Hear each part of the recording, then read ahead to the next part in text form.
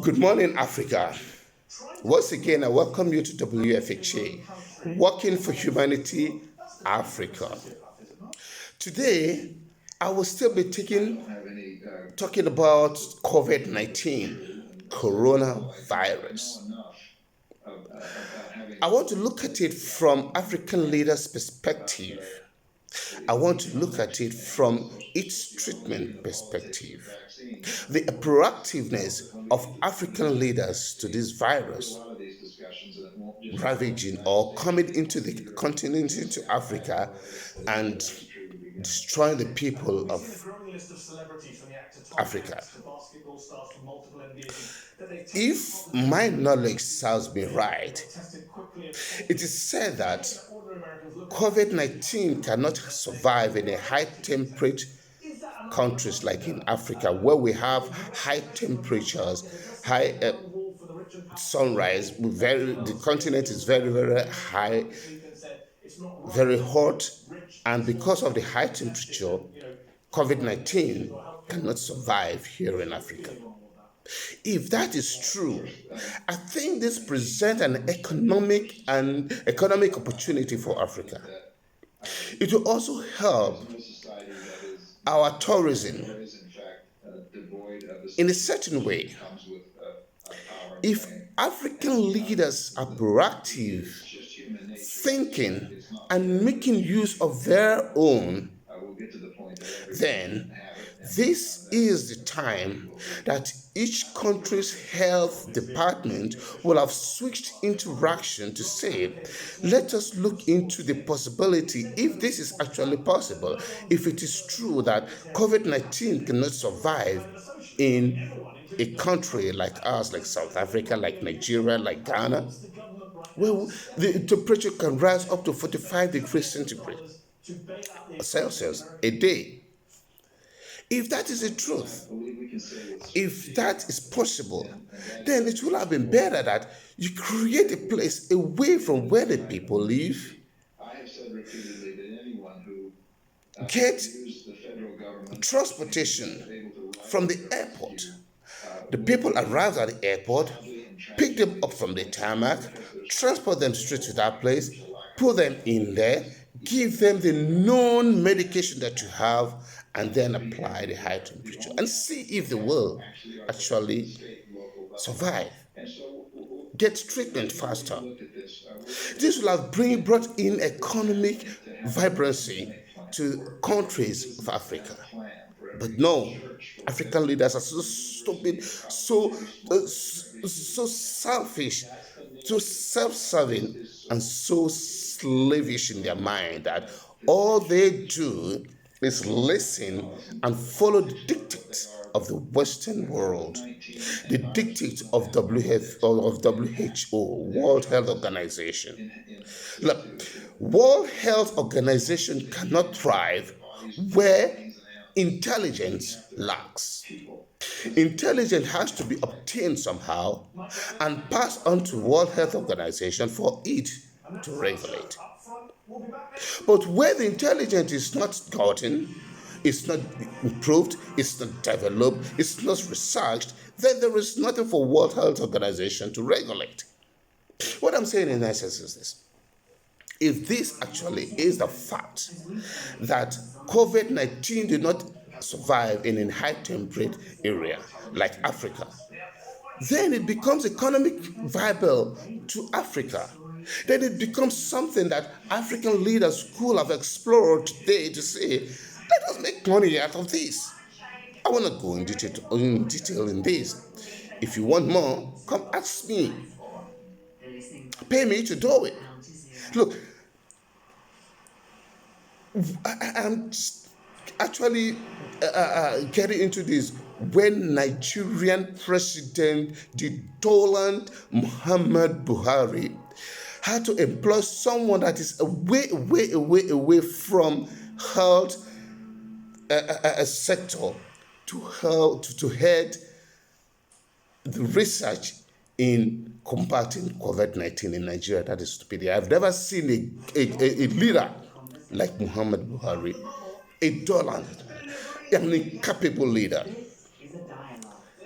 But then, I do not live in Nigeria. I don't want to really go into Nigeria because I'm not a Nigerian. Yes, we may be sharing the same name as Nigeria, but I'm a Biafran.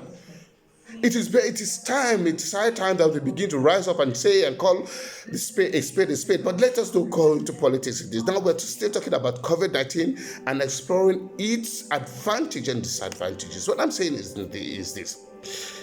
As an individual, look at ways to take advantage of every development, every intelligence that you gather, every change in your neighborhood, in your community, in your country, and around you. Only then can you bring about a positive change to your life, to your community, to your country, to the sector that you serve and that you play in. And that is what WFHA, Working for Humanity Africa, advance.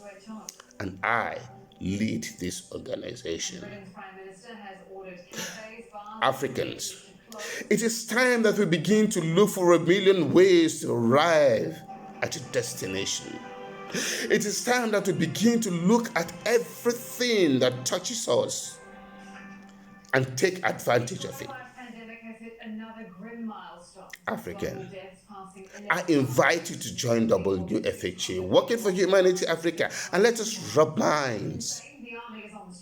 Africans, it is time that we begin to look away from Western dictates. It is time that we begin to look away and disassociate ourselves from Western manipulations and do things ourselves are ways that we may advance not only me, but the next person to me, my community, my society, and then advance the continent. Until we begin to look inwardly, myself, my home, my farm, my community.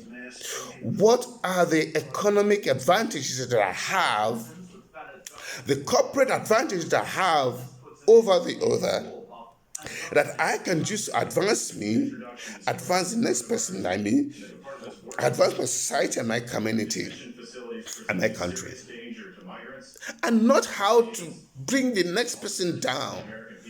Maybe because he's a foreigner, I call him foreigner, but then he's an African, but then because this sentiment has been put into our head that we are not one, until we begin to put that away and look at ourselves holistically as people, as African, as people that share the same genealogical person, that we share the same gene as people, and then share ideas, rub minds, advance ourselves, think about development and advancement rather than thinking about running each other down. We will continue to allow the West to cause us to falter, to fight, to allow war to ravage our people. We should be living above all of this by now. We should be living together. We should be advancing Africa to be the top continent in the world. And Africa has all the potentials to be the top continent in the world because China comes to Africa to take everything we have. India does the same. America does the same. Britain does the same. And we have oil. We have diamond. We have gold. We have everything. But nothing benefits us until we begin to come right down and advance the next person. If I do not have the capability and he does, and I can help him advance it, the best thing I can do is to give him my support. That way, we can free ourselves from not only mental slavery, but also the slavery of being left to remain subservient, serving other people, to be left redundant to be kept and dictated to and directed to advance to where we do not want to advance to. Africans, it's time we begin to rethink ourselves. It's time we begin to come together. It's time we begin to develop together. If you like what you hear from me today, do please share this video. Make it go viral. Join WFHA. Find us on Facebook. Find us on Twitter. Join WFHA and together let's advance Africa. Let's take advantage of what we have, the happenings around us, all the corporate advantages that we have that can help bring development and advancement and make us independent of Western manipulations and dictates, so that Africa can live better, can have voice, can be one. Good morning once again, and goodbye.